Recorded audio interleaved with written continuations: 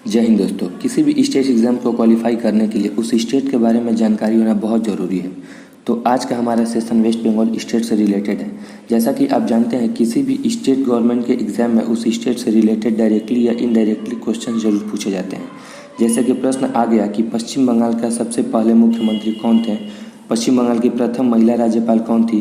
तो ये सब तो हुआ वेस्ट बंगाल से डायरेक्ट रिलेटेड, पर इनडायरेक्ट रिलेटेड पूछ दे तब क्या होगा। उस परिस्थिति में उस स्टेट के बारे में अच्छे से जानकारी होना बहुत ज़रूरी है। जैसे कि पूछ दिया कि एशिया में सबसे पहले नोबेल पुरस्कार किसको मिला था, तो आपका जवाब होगा रविंद्रनाथ ठाकुर को। तो ये रविंद्रनाथ ठाकुर कहाँ से रिलेटेड है? पश्चिम बंगाल से। अच्छा, अगर पूछ लिया जाए कि भारतीय वायुसेना के 24वें एयर चीफ मार्शल कौन थे, तो आंसर होगा अरूप रहा। और शायद आपको ये जानकर हैरानी होगी कि ये अरूप रहा पश्चिम बंगाल के हुगली जिला के वैद्यवाटी से बिलोंग करते थे। तो इस तरह का इनडायरेक्ट रिलेटेड क्वेश्चन पूछे जाते हैं। तो चलिए बिना समय गंवाए स्टार्ट करते हैं। मैं हूं सीताराम और स्वागत है आपका सीताराम इन्फो में। दोस्तों, हम वेस्ट बंगाल स्टेट के बारे में ब्रीफली डिस्कस करेंगे, जिसमें वेस्ट बंगाल का इतिहास, भूगोल, राजनीति, संस्कृति और जीडीपी, इसके अलावा स्टेट से रिलेटेड सारे इंपॉर्टेंट टॉपिक कवर करेंगे। तो सबसे पहले हम स्टार्ट करते हैं वेस्ट बंगाल का इतिहास, जिसमें हम जानेंगे कि आज का हमारा बंगाल आज़ादी से पहले क्या था, हमारे देश में बंगाल की क्या भूमिका रही, किस तरह हमारा बंगाल बना और किस तरह इतिहास में बंगाल को जाना जाता है। तो चलिए शुरू करते हैं। दोस्तों, 14वीं शताब्दी के लगभग की बात है, जब भारत में इस्लामिक सल्तनत का समय था। बंगाल सबसे अमीर और समृद्धशाली प्रांत हुआ करता था। एक समय था जब भारत को सोने की चिड़िया कहा जाता था, और उसमें भी हमारा बंगाल भारत का दिल कहलाता था, क्योंकि उन दिनों बंगाल सबसे उन्नत था। बंगाल की ये समृद्धि और शांति लगभग 18वीं शताब्दी के मध्य तक बनी रही।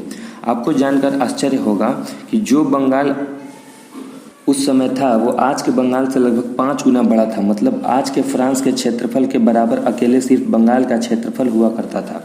और जनसंख्या में फ्रांस और ब्रिटेन जितना हुआ करते थे, उतना तो इन दोनों के बराबर बंगाल का जनसंख्या हुआ करता था। उस समय आज का पूरा बांग्लादेश, पूरा पश्चिम बंगाल, बिहार, झारखंड और उड़ीसा सहित असम का कुछ क्षेत्र सिर्फ बंगाल का क्षेत्र हुआ करता था। लेकिन इतने बड़े और इतने समृद्ध बंगाल को अंग्रेजों ने इतना लूटा कि इसे बंगाल से कंगाल बना दिया। दोस्तों, बंगाल का इतिहास अच्छे से जानने के लिए हमें अपने अतीत मुगल काल में जाना होगा। सन 1611-12 की बात है, जब अंग्रेज दिल्ली में बैठे मुगल शासक जहांगीर से परमिशन लेकर सूरत में अपनी पहली फैक्ट्री स्थापित करते हैं और व्यापार के नाम पर भारत में अपना पांव जमाना शुरू करते हैं। 1651 आते आते बंगाल में कई जगह जैसे हुगली, कासिम बाजार, इसके अलावा उड़ीसा, पटना, ढाका जैसे कई क्षेत्रों में व्यापारिक कोठी स्थापित करते हैं। अब दिल्ली में औरंगजेब का शासन रहता है, और औरंगजेब का ही दरबारी आदमी शाह शुजा बंगाल में था। इस शाह शुजा का परिवार में एक महिला थी जो किसी बीमारी से पीड़ित थी। तो अंग्रेजों के एक डॉक्टर ने उस महिला का इलाज करके ठीक कर दिया था, जिससे शाह शुजा खुश हो गया था और अंग्रेजों को बंगाल का कुछ क्षेत्र मात्र 3000 रुपये में व्यापार करने के लिए दे देता था। अब बंगाल में भी अंग्रेजों का व्यापार अच्छे खासा चलने लगा। व्यापार का औरंगजेब का एक पोता था जिसका नाम था अजमुशान। तो अजमुशान 1698 के करीब बंगाल का सूबेदार था। तो उसने अंग्रेजों को सूता, नाती, कलिकथा और गोविंदपुर नाम का 3 बड़े गांव की जमींदारी यानी कि राजस्व वसूलने का कार्य अंग्रेजों को दे दिया। और बाद में अंग्रेजों ने इन्हीं तीनों गांवों को मिलाकर एक शहर का विकास किया और इसे ही कलकत्ता का नाम देकर कलकत्ता का स्थापना किया। दोस्तों, अंग्रेजों के एक अधिकारी जॉब चार्नॉक को कलकत्ता नगर के स्थापना का श्रेय दिया जाता है।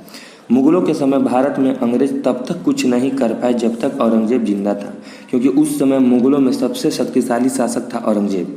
पर 1760 में औरंगजेब की हो जाती है मृत्यु, और औरंगजेब के मरते ही केंद्रीय शक्ति कमजोर पड़ने लगती है।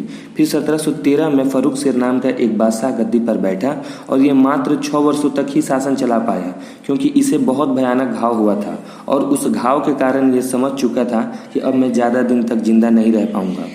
पर 1715 में एक अंग्रेज डॉक्टर सर्जन हैमिल्टन ने फर्रुख शेर के घाव का सर्जरी करके इसका जान बचा लिया। हालांकि अंग्रेजों को फर्रुख शेर से बहुत लगाव तो नहीं था, पर वो व्यापार में छूट पाने और बादशाह को खुश करने के लिए सब किए थे। अंततः हुआ भी ऐसा ही। फर्रुख शेर अपनी जान बचाने की खुशी में अंग्रेजों को व्यापार के नाम पर बहुत सारा अधिकार दे दिया। मतलब फर्रुख शेर ने अंग्रेजों के लिए ऑफर की झड़ी लगा दी। तो आप ये सोच रहे होंगे कि ऐसा क्या कर दिया फर्रुख शेर ने। तो सुनिए, अपनी जान बचने की खुशी में फर्रुख शेर ने अंग्रेजों के लिए 1717 में एक शाही फरमान जारी किया, और उस समय फरमान में अंग्रेजों को बंगाल में इतना शक्तिशाली बना दिया गया कि आगे चलकर यही व्यापार करने वाले अंग्रेज हमें ही आंख दिखाने लगे। ऐसा क्या था इस फरमान में, तो चलिए एक एक करके समझते हैं। फर्रुख सियर ने कहा कि भाई अंग्रेज, तुम कलकत्ता के आसपास के सभी क्षेत्रों का राजस्व वसूली कर सकते हो। और क्या कहा इसने, तो इसने कहा कि आप कलकत्ता सहित उसके अगल बगल सभी गांव या नगरों को किराए पर लेकर व्यापार कर सकते हैं, उसके लिए मैं आप लोगों से टैक्स भी नहीं लूँगा। तो आप कहेंगे कि बस, नहीं भाई रुको जरा। अब फर्रुख सियर कहता है कि भाई अंग्रेज, तुम मात्र 10,000 रुपये वार्षिक टैक्स दे दो और पूरे साल सूरत में फ्री में व्यापार करो। अभी इसका ऑफर ख़त्म नहीं हुआ था। अब ये कहता है कि भाई अंग्रेज, तुम न मात्र 30,000 रुपये सालाना टैक्स दे दो और पूरे साल आराम से इतने बड़े बंगाल में बिल्कुल फ्री में व्यापार करते रहो। अब भाई साहब ने इतना तो छूट दे ही दिया था, पर अभी तक इनका मन नहीं भरा था। तो अब ये फर्रुख सियर अंग्रेजों को वो देने वाले थे जिसका उन्हें वर्षों से इंतजार था। तो आप सोचेंगे कि ऐसा क्या था जो अंग्रेजों को वर्षों से इंतजार था, तो चलिए समझते हैं। 1670-72 के समय अंग्रेजों ने बम्बई में एक टकसाल लगाया था। टकसाल का मतलब अंग्रेज जहाँ सिक्का बनाते थे, मतलब जहाँ अपने देश के लिए वो सिक्का तैयार करते थे। तो फर्रुख सियर जैसे महापागल आदमी ने इन अंग्रेजों को बम्बई में बने टकसाल के सिक्कों को मान्यता दे दिया। हाँ, मतलब ज़रा सोचिए, आपके और मेरे घर में छपे कागज़ के नोट को अगर भारत सरकार रुपया का मान्यता दे दे, तो हम तो रातों रात नोट छापकर करोड़ों के मालिक बन जाएंगे। और बचा ही क्या था, फर्रुख सियर मात्र 6 वर्षों के लिए ही शासक बना। और ऐसा कहना बिल्कुल भी गलत नहीं होगा कि इन 6 वर्षों में फर्रुख सियर अंग्रेजों का उद्धार करके चला गया। इतिहासकार तो इतना तक कहते हैं कि फर्रुख सियर का जन्म भी हुआ था अंग्रेजों का कल्याण करने के लिए, और इस फरमान ने अंग्रेजों को बंगाल में पांव जमाने का सबसे बड़ा योगदान दिया। दोस्तों, आप सोच रहे होंगे कि फर्रुख सियर के फरमान से बंगाल का क्या लेना देना है, तो ये आपको आगे चल के पता चलेगा। अभी हम बंगाल को समझते हैं। औरंगजेब 1707 में मर जाता है, पर मरने से पहले 1700 ईस्वी में बंगाल का दीवान मुर्शीद कुली खां को बना देता है। यहाँ दीवान का मतलब है राजस्व वसूल करके राजा को देने का कार्य। जब औरंगजेब मुर्शीद को बंगाल का दीवान बनाता है, तो उस समय बंगाल का सूबेदार हुआ करता था औरंगजेब का पोता अजमुशान। तो बंगाल का उस समय बंगाल पर अजमुशान का नियंत्रण था, पर अजमुशान के रहने से औरंगजेब को कोई ज़्यादा फायदा नहीं होता था, क्योंकि अजमुशान राजस्व का संपूर्ण हिस्सा केंद्र तक पहुंचाता ही नहीं था। तो अब तो राजस्व का कार्य मुर्शीद को मिल चुका था। इस वजह से मुर्शीद कुली खां और अजमुशान के बीच मतभेद चलता रहता था। जब मुर्शीद बंगाल का दीवान बना, तो उस समय बंगाल का राजधानी ढाका हुआ करता था। दोस्तों, आपकी जानकारी के लिए बता दूं कि ढाका को पहले जहांगीर नगर कहा जाता था। वर्तमान में यह ढाका बांग्लादेश की राजधानी है, और इस ढाका को दुनिया का रिक्शों का शहर और मस्जिदों का शहर कहा जाता है।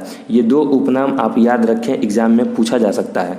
तो वापस अपने टॉपिक पर आते हैं। ढाका बंगाल की राजधानी थी, इस कारण बंगाल का सारा प्रशासनिक कार्य वहीं से चलता था। तो राजस्व और दीवानी कार्य का हेडक्वार्टर भी ढाका में ही था।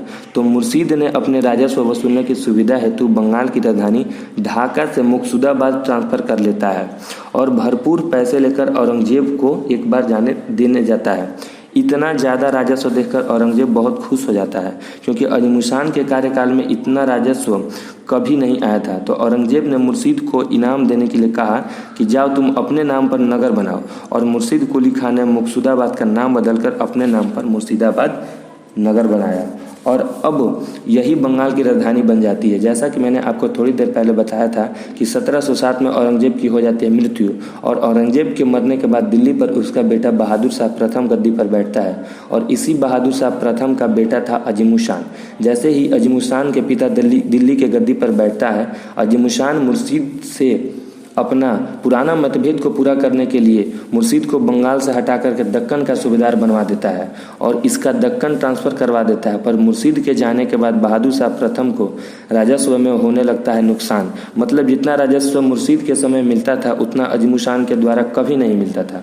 तो ये बात दिल्ली के शासक को अब समझ में आ गई, और बहादुर शाह फिर से मुर्शीद को दक्कन से बंगाल लाकर 1710 में बंगाल का राजस्व कार्य दे देता है।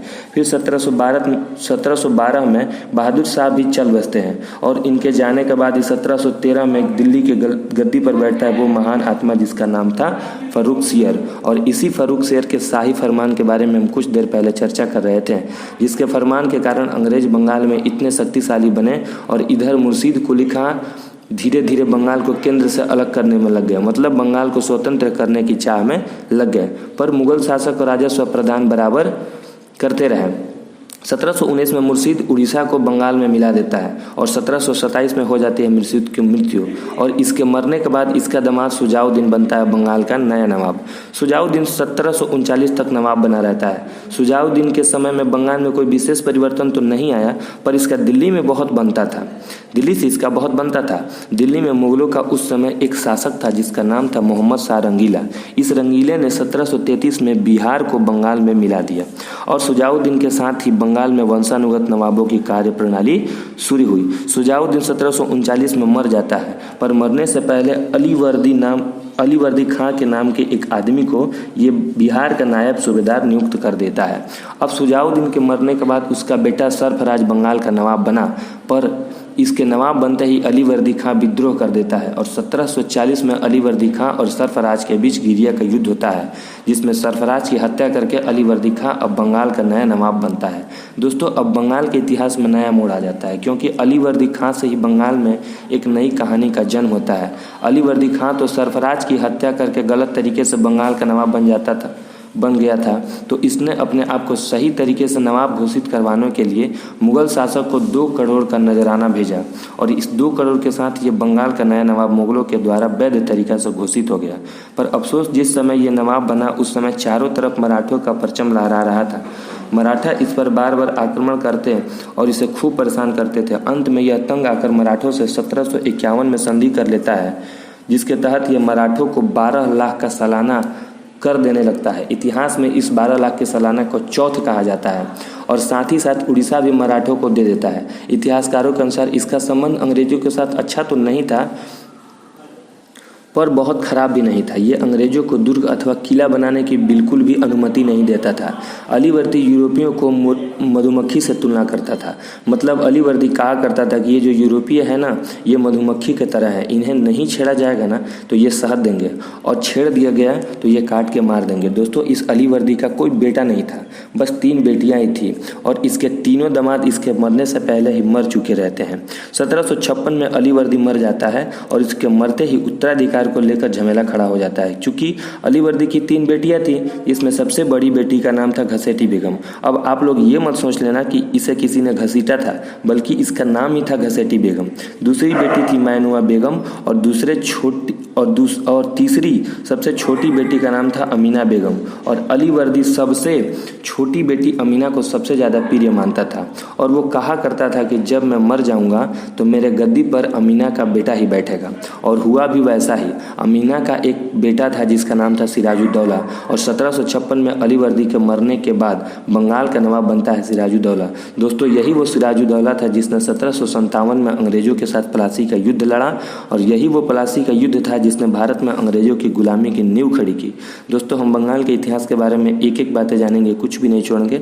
बस आप मेरे चैनल के साथ जुड़े रहें। अगले वीडियो में हम विस्तार से प्लासी के युद्ध और बक्सर के युद्ध के बारे में जानेंगे और देखेंगे कि कैसे बंगाल से शुरुआत करके अंग्रेज पूरे भारत को गुलाम बना लेते हैं। और जल्द ही मिलते हैं अपने नेक्स्ट वीडियो में। तब तक के लिए धन्यवाद। आप अपना ख्याल रखें। जय हिंद।